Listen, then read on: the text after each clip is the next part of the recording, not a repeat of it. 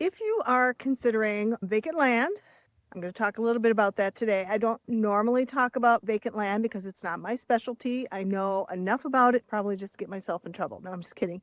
So vacant land is there's quite a bit of it here in, let me take my glass off, quite a bit of it here in Camp Verde and Rimrock, not so much in Cottonwood, Sedona, or Cornville. Cornville has vacant land. So basically, Rimrock, Camp Verde, and Cornville have vacant land that you can build on. Not so much in Cottonwood, Clarkdale, or Sedona. They have some, but not as much. So let's go take a look and see what's what here today.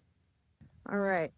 This here is, they've cleared a lot of it, and they have specific, there's the well. See that little blue thing sticking up there? That's the well. And I don't know where they did the perk testing for the septic system, but knowing where that is, it has to be at least 150 feet away from the well. So it's definitely not on that side of the yard unless it's in the back of the lot, I should say. All right, so we're just going to walk back here. Now, the Verde River is back here. You don't have access from this lot.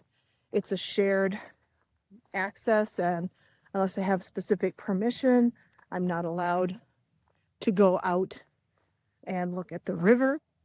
But it's 2.3 acres, I believe. It's a nice lot. It's flat. Most people build towards the front because then easy access to the road, things like that.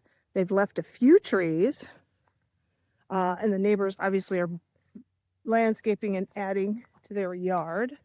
But a lot of this would just be left, free. Mow it a little bit because it's going to get really deep in weeds, especially this time of year. And part of the reason I'm coming out here is it's been raining a lot, and I kind of wanted to see if the area was flooded or not, because it is in a flood zone. It has a 25% chance of flooding in a 30-year mortgage. So those are important things to keep in mind when you're buying land, especially in Camp Verde. Here is sort of from the back of the lot. I don't think that I'm completely in the back. Now there's actually some shared land. Again, I don't have access to that. They were really clear that they didn't want anybody but serious buyers walking back there. But obviously somebody's been mowing their yards, and because it's right off the river, there is a lot of water, and the HOA shares a well that you can use for additional irrigation for your lawns. So because you have a well, you don't have to worry about water bills, and you can have beautiful lawns like this. Those of us in the city do not do that because it's very expensive to have a lawn like this unless you have irrigation rights or you have an amazing water producing well. And I think that is the back of the lot. That metal post right there is the back of the lot. And then after that, we're almost to the river, and that is off limits. It's beautiful. It smells delicious out here. I know that sounds weird, but I love the smell of hay and mown grass. Coming from the Midwest, I kind of miss that. So I enjoy when I get the opportunity to smell hay and mown hay and grass. When you are buying vacant land, a bare lot, you have a 30-day inspection period, and things that you're looking for are, is there a place to put in a well? How deep are you going to maybe have to go to get water? Because it's very expensive to dig deep for a well. Also, you need to have the soil perk tested. Is the dirt going to be usable, and do you have enough space to actually put in a septic system? You could put an alternative septic system in that uses less space. It doesn't have a leach field. You just have to empty your septic tank more often.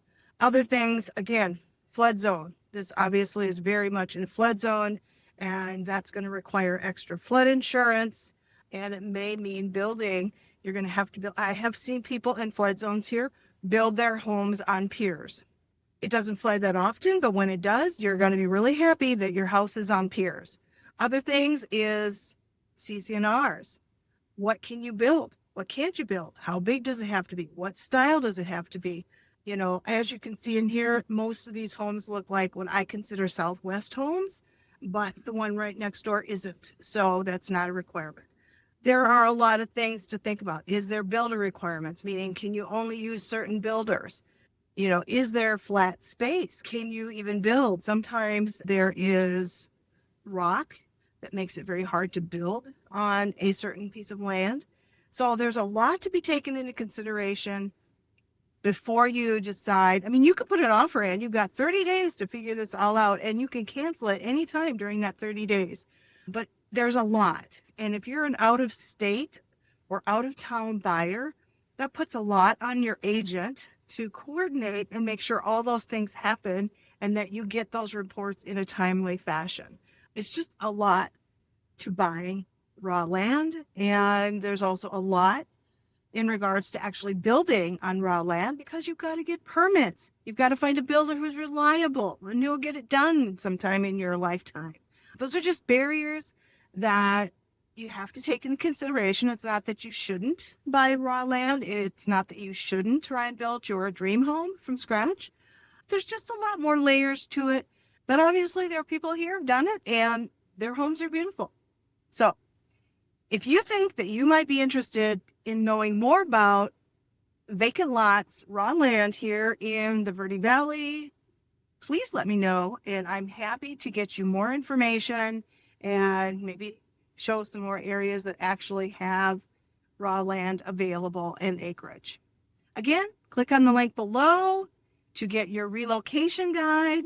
We also have a guide now for like the 12 things to look for during your home inspection, not vacant land, obviously, but during a home inspection or during the time that you have your due diligence. Look for these things so you can avoid annoying surprises after you've closed on your home. Click the link for the relocation guide and comment surprise, and we will send you the 12 things to look for on your home inspection. Have a blessed day.